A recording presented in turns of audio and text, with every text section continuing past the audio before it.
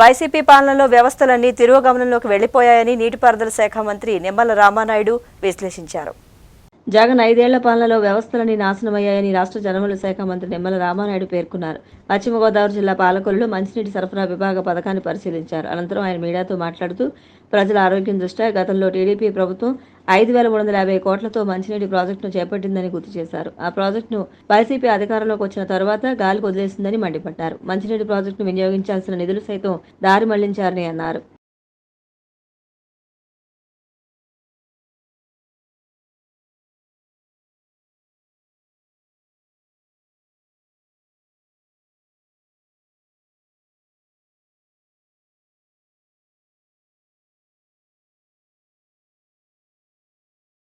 ఆనాడు 2014-19 తెలుగుదేశం ప్రభుత్వం ప్రజా ఆరోగ్యమే సంక్షేమంగా పనిచేసినటువంటి ప్రభుత్వం ఆ రోజు ప్రభుత్వం. అందుకే ఆ రోజు ఏదైతే ప్రజలకి స్వచ్ఛమైనటువంటి త్రాగునీరు ఇవ్వాలనేటువంటి ఉద్దేశం, ఏదైతే కెనాల్స్ అన్నీ కూడా మరి పొల్యూషన్ అయిపోయి ఆ పొల్యూషన్ వాటర్ని ఏదైతే డ్రింకింగ్ వాటర్ తీసుకోవడం ద్వారా ప్రజలు ఆసుపత్రులకు పాలై 50,000 లక్ష ప్లేట్లెట్స్ పడిపోయినాయి అని చెప్తే 2 లక్షల రూపాయలు ఇట్లా జేబులకి చిల్లుపడుతూ ఉన్నాయి, ఆరోగ్యానికి చిల్లుపడుతుందనే ఉద్దేశంతో ఆ రోజు లోటు బడ్జెట్ ఆంధ్రప్రదేశ్ రాష్ట్రానికి ఉన్నప్పటికీ కూడా ఆ రోజు చంద్రబాబు నాయుడు గారు, నారాయణ గారు ఆ రోజు ముందు ఆలోచనతో ఏదైతే విజయశ్రమ నుంచి డైరెక్ట్గా పైప్ లైన్ ద్వారా మరి దగ్గర 40-50 మున్సిపాలిటీలకి మరి సురక్షితమైనటువంటి త్రాగునీరు ఇవ్వాలనేటువంటి ఆలోచనతో, అది కూడా మరి ప్రభుత్వం మీద ప్రజల మీద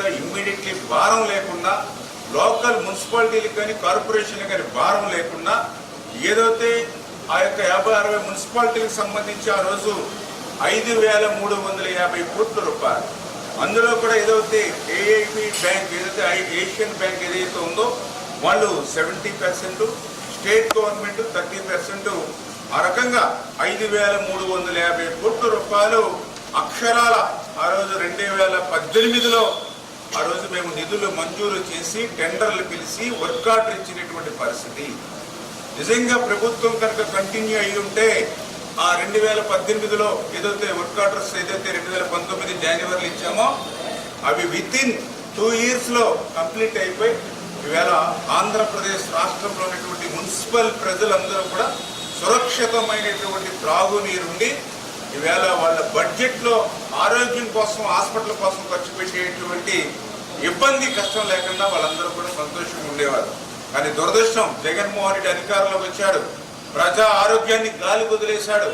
ఆయన కొత్తగా నిధులు తేవాల్సిన అవసరంలా మేము ఇచ్చినటువంటి ఏదైతే 5,350 కోట్ల రూపాయలు కూడా మరి ఏదైతే నిధుల్ని దారి మళ్లించేసి తన అవసరాలకి వేరే అవసరాలకు ఉపయోగించి ప్రజారోగ్యాన్ని గండి కొట్టినటువంటి పరిస్థితి.